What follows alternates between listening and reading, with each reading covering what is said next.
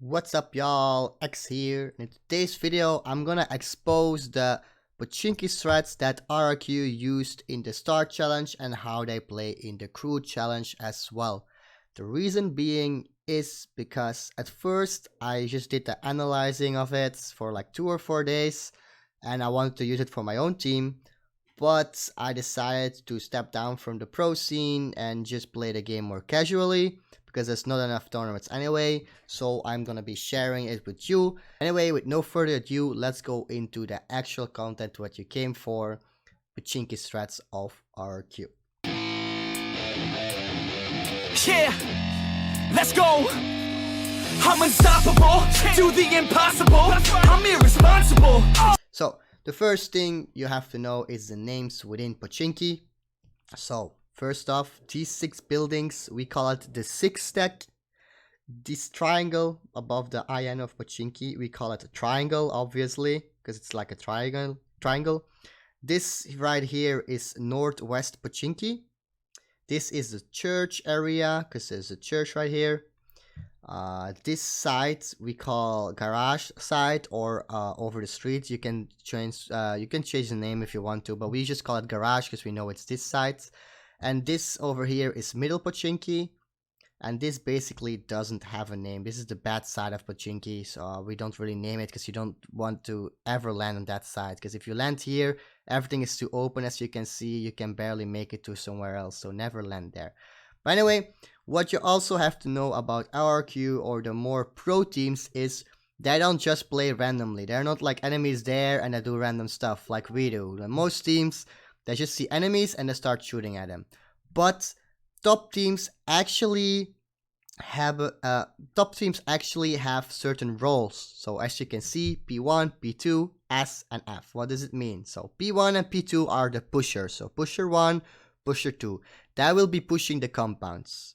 The F is a flanker and S is a scout. So for example, let's say here in a rotation, the first thing you have to know is the scout always drives alone in a vehicle. They don't do 2 and 2 strats in vehicles. They don't go 4 people in one vehicle. They go 1 person in one vehicle, 50 to 200 meters in advance of the other ones, and the other 3 drive behind them.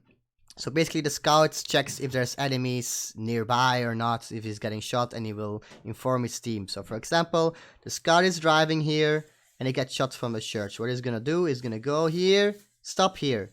The other guys, the other 3, will go and push up to this compound and stop either here or here. It doesn't really matter.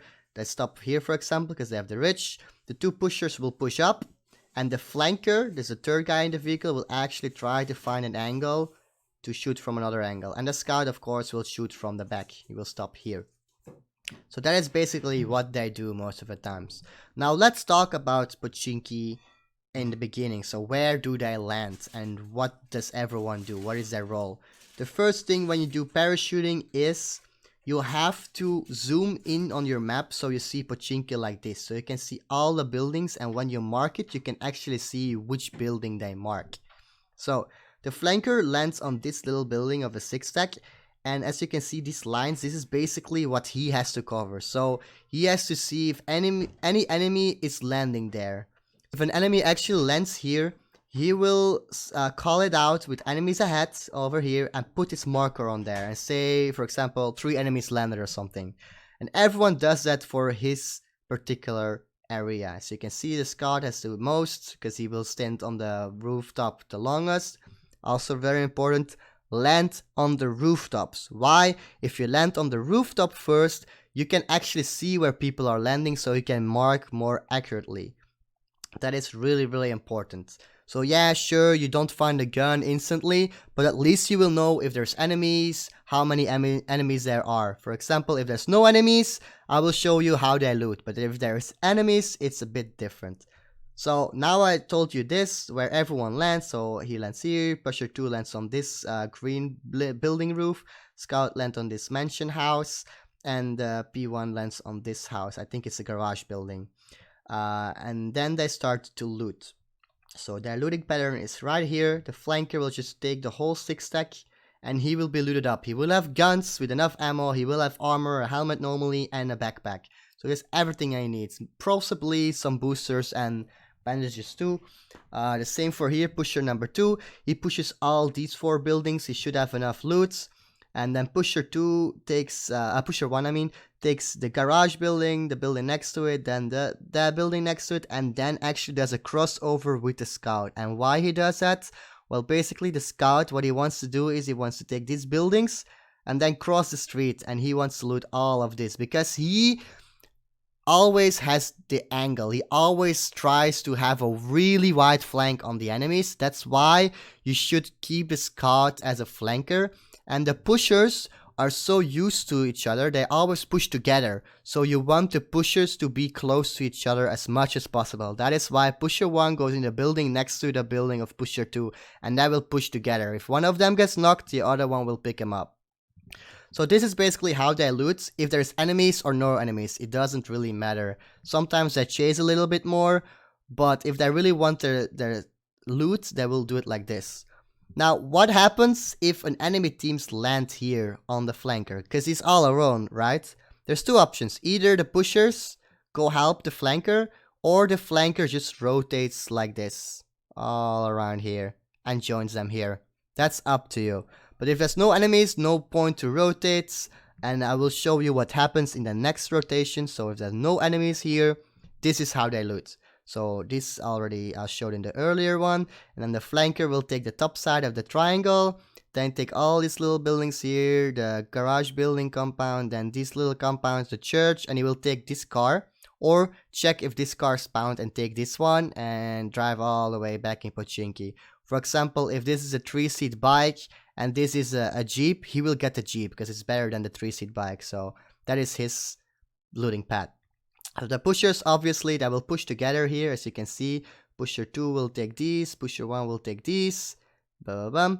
Pusher 2 actually goes around here back, take these of a triangle, and then assists the flanker here, and either takes this car or the car in the garage. That is his thing. The reason why he rotates over there is because you want to stay 2 and 2 at all times at the beginning.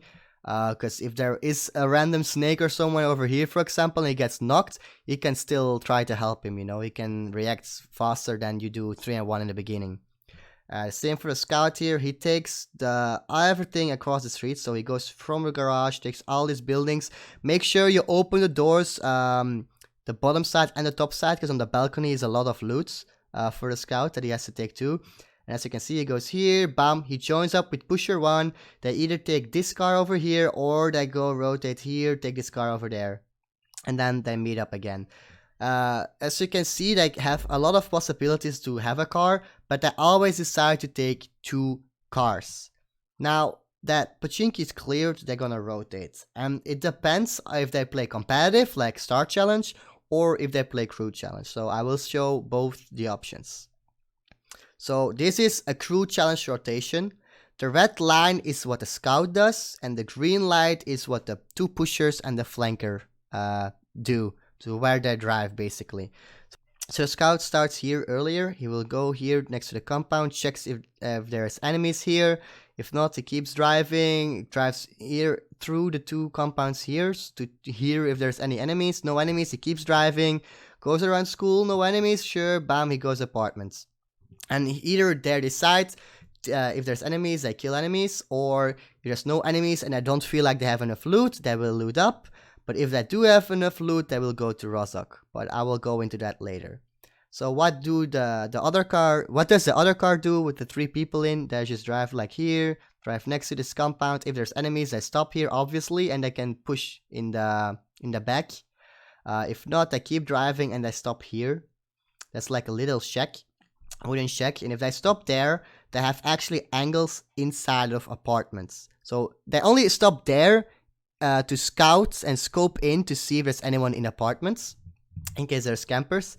If not, they will just drive up here and loot it. Or sometimes, if there is enemies, the scout will stop here, for example, and here's the angle from the back and distract these. And then the flanker will jump out here and keeps this angle, and the 2 pushers will drive up to the apartments and push the building. So they have 3 angles. They have the 2 pushers, they have the flanker, and they have the scout. All have different angles. That's how they do it basically. After that, this is for a crew challenge, by the way, guys. So they play more aggressive because I know easier teams, more kills, more points. That's how they do it in crew challenge. Then they go for Rozhok. Here, Rozhok again.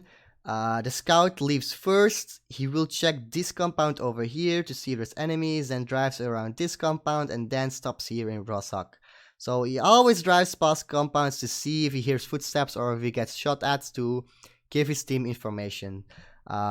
He will stop probably or just keep driving and then stop somewhere else to have an angle. But let's assume there's no enemies here and there's enemies in Rozhok, so they stop here. And the other car with 3 people in, they go around school again and they stop here on the hill. And then they decide they either keep shooting with 3 people here and the scout goes and flank behind, or they say the flanker stays here and the pushers take the car and push up into the buildings and they get angles in the buildings, while the flanker tries to flank from here or just stays here and the scout flanks around. So as you see, they always have so many angles. But the main thing about the pushers is they have synergy, they have to stick together and make sure they can protect each other, while the scout and the flanker are left alone most of the time, so they have to be more careful that they don't get caught, because if they get caught and knocked, they will most likely die because the other ones are pretty far away from them. But that is basically their main rotations, what I do in the crew challenge. They also do an downward rotation, but it's basically just driving around until they hear footsteps and then they rush the compound and just keep killing them. Because after this, what I do is I just go around the edges of the zone, the new zone, and I keep driving there until they see people rotating in, and I will kill them rotating in, or I will stop at the compound and kill them there. That is basically how they play in the crew challenge. Now, how do they play competitively, right? It's a bit different, because in competitive, it's really important to camp and play for positioning and play for the placement points, because everyone has good aim, so you can't just go aggressive because you might die before you even go into the compound. So I have a couple of rotations that they did, a couple of spots where they camped a lot and how they did it. So in this situation, the first zone shifts towards the top side of the map. So they rotated from Rozhok Bridge. I will show you here on this map over here. The site is pubgmap.io, and then you click on air angle in case you want to know this. So they start in Poachinki.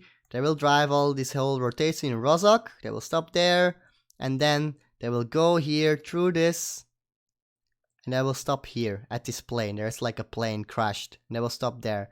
And how do they do this? The scout goes first, of course, around this compound to see if there's enemies, and then stops here on this ridge, and the 3 others, they stop here. So this scout is responsible for looking at this direction to see if there's enemies in this direction coming from downhill.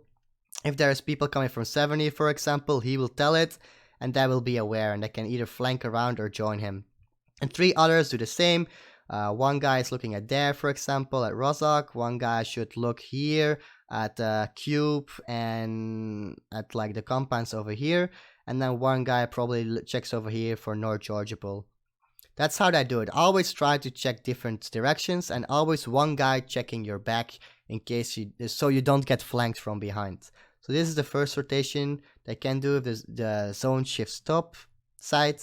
If the zone shifts towards the east, so towards the right, they will go Poachinki Hills like this. So one guy sits here next to the shack, and he will check all of this. And the 3 others go here and I check the other angles. I will show it you on the big map. So here's Poachinki. They basically rotate like this. Put one guy here, and he basically checks apartments, school, to see if there's anyone coming from there, from Rozhok and Poachinki. So like this angle. He has to see pretty far. And then the 3 others basically check if there's people coming from shelter, or farm, Yasnaya, maybe even Millie's side from here. So they check this, they stay here, as you can see. We call it Potato Hill or Poachinki Hill, because it looked like a potato. Then if the first zone shifts towards the left side, so towards Georgiapol, they actually decide to camp most of the times in these yellow little buildings under ruins. So as you can see here on the map, whoa, wrong click. map here. They will rotate here next to the ridges, and they will stop here. And again, everyone checks one side. One will check the water town, one will check here for Georgia Bill coming in, or one from Poachinki side and one from Gatka side. But as you know, it's not just one place as they camp. They might camp somewhere else. If there's enemies here, they might go for Gatka, for example, or just camp inside of ruins. But this is the spot that they prefer the most. That's why I'm telling you about these spots, you know. Sometimes I just do other spots, you know. Anyway, next, if the first zone shifts towards the bottom side, they take a quarry hills in here. It's 4 people. So you can see there's a lot of ridges they can hide behind, and they see all these little compounds. They can see Gatka, they can see these compounds, and I can literally see everyone coming in and shooting them. It's here on the map, so it's basically here where they will stop.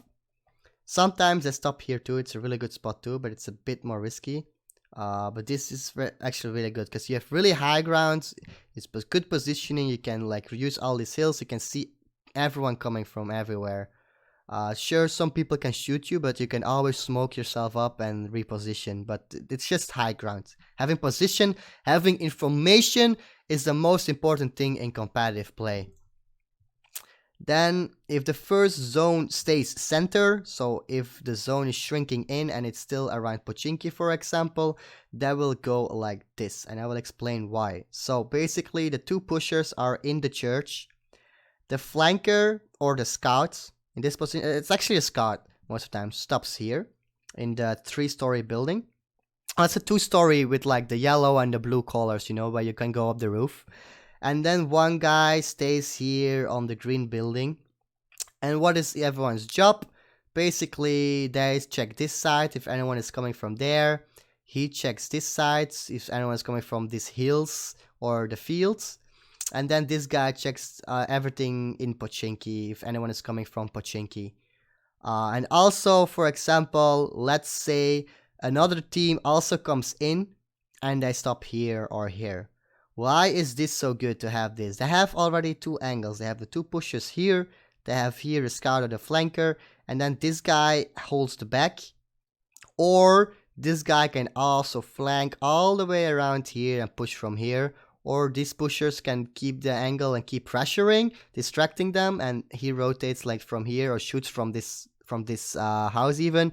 He rotates around. Like there's so many options. They have so many angles. That is why it's so good to have these like that. But yeah, that's basically what I do when the zone stays, when Poachinki is still in the middle of the zone or around the middle of the zone. Then I have one more extra. This was the second zone when it was going towards Milta. At first they stopped here. One person here, again in this like red plus blue building where you can get out of the roof. This is a sniper tower, and then 2 people here in this other building. And again, you have a lot of angles that you can shoot off from. I mean, even later when the zone started to push upwards, they decide to rotate and stop here. Why? There is a ridge here, so they have cover from this side, and also here there's like these boxes and this little shack, so they have cover from this side too. So they only have to check there and there. It's a really good spot to camp also. So basically, this is how they like to camp. Their favorite spots to camp in, competitive. But I will also show you how they actually position in new zones when the zones are starting to get smaller, and also when they rotate and why. And this is so important. If you understand this, you can do whatever your strat you want at the beginning. This is really, really effective. So, for example, the first thing I'm going to explain is, let's say this is the zone. In the crew challenge, what I would do is, if this is a new zone and the zone starts to push in, they will rotate late and just drive with their car like this around all the compounds and see if they hear any footsteps or see anyone rotating with the car, and they will just shoot these and kill them. Alright, so easier teams driving around the edge of the new zone, trying to find people like this and kill them. But in competitive, what do they do? And this is so smart. Once I realized what they did, I was so amazed, and I actually want to do that way more with my team too. It's basically, here is shelter. You see shelter tunnels. This is his warehouse. This is the new zone. All right. they rotate instantly. So once the zone shows, they instantly be ready to go in their vehicle and start driving to find a space in the zone. So let's check where the zone goes. They open a minimap, they scope in a bit and see, okay, we're gonna go there. Why do they decide to get one person in this little shack and 3 persons here? Well, it's very simple. So as you can see here, above the tree, you have this little black thing. It basically means it's an edge, it's a ridge. So they have cover. Here also, this is ridges. So this thing blocks everything from inside of the circle. So everyone who rotated it before them or who already rotated to the middle of the zone earlier than them, like a zone, the second zone, for example, instead of the third zone, and they are here already, they cannot shoot them because they have cover from here. So they do not have to worry from anyone who is already inside of the zone. This guy basically checks and scopes and see if there's people around there, or having an angle in case people stop here, for example, or stop at this compound, they can use this ridge to shoot at them, and this guy also has an angle to shoot at them. But what the most important thing is, you have this ridge, or you have cover from inside of the zone, so you can focus outside of the zone. There's always teams who rotate really late because they were fighting or they weren't sure where in the zone to go, so they rotate late. Let's say there's a vehicle here driving really late. These guys are checking all of this. They see the vehicle, bam, they will blow up this vehicle and they will have all these kills, even loot if they want to, but I don't think they're gonna loot, they're just gonna kill them, you know? So they have so many kill points, they have so much pressure just because they're already barely inside of the new zone, they have cover from in the middle of the zone, and they can just freely shoot everyone who's coming from outside of the zone. That is such a good strat, and once you understand how to do this, oh man, you're gonna play so well with your team. But that is basically everything I wanted to say about the strat. I hope you learned a lot about it. What I also want to say is, if you want to try to do this with your team, don't be disencouraged. At first, in Poachinki, for example, if you jump there and you die, you're gonna die a lot in the beginning. Because, first of all, everyone in the squad has a certain role. Some people are not gonna be used to a role. Most of the teams just play together and they see, oh, enemy there.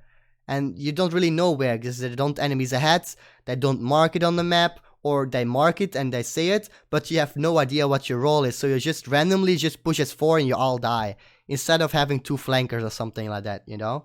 So, at the beginning of the game, tell everyone you're the pusher, you're pusher number 2, so you two stay together at all times. You're the scout, you're the flanker. That's something you have to do in the beginning of the game. And also give them the roles suited for their playstyle. What do I mean for this? I am not a pusher. When I play, I like to flank around and keep rotating to find angles on people and kill them that way. I am not a person that likes to go in the building first or second to kill people, to push people. I don't do that. So I would either be the scout or I would be the flanker. I would never be the pusher. So there's people who play really aggressive, they should be the pushers. If they're more passive or they like to scope around more often to see where everyone is and use that information to rotate, they should be the flanker or the scout. Next up, it takes a while to be coordinated as a team also. For example, the Poachinki strat, it takes a while to know the routes, to know what to do when there's enemies, when there's no enemies. There's so many different things that can happen. But the more you play together, the more synergized you are, the more you know what you have to do as a team, but also as a person, what your role is. And the more you know, for example, if a squad pushes the flanker, what should we do? How are we gonna react? That's all the things you have to learn just by playing. So at the start, it's gonna be hard, it's gonna be tough, but I'm pretty sure any strat you do, if you keep doing it a lot and you keep improving the strat, you're actually gonna become so good. But yeah, anyway guys, I know this is a long video, but I hope it's useful to you. If you want to see anything more like this, or you want to do coaching, let me know in the description below and we can fix that. But anyway guys, this is gonna be it for today's video. I will see you guys in the next video or stream. Cheers.